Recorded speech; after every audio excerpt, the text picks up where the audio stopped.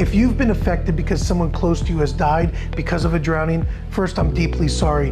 And as you know all too well, it's a very devastating time, and you deserve to grieve without having to figure out everything alone. That's why I want to walk you through some very important steps to protect you and your family's rights. Immediately after a drowning, it's critical to preserve evidence.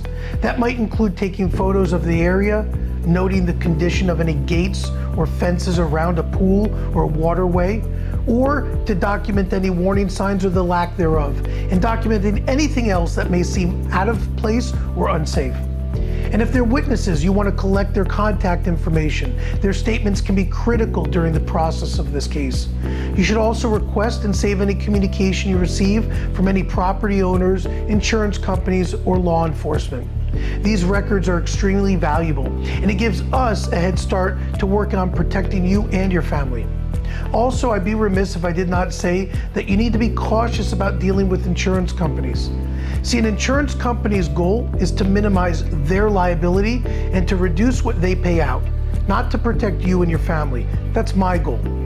And don't just sign anything or give a recorded statement until you speak to an attorney that has experience in this area and that understands these specific types of cases and the nuances thereof.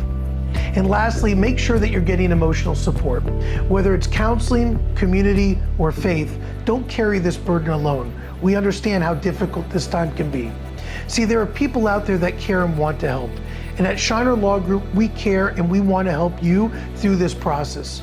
You don't need to know everything right now. You just need to know that we're here and we're ready to stand with you during this very important time.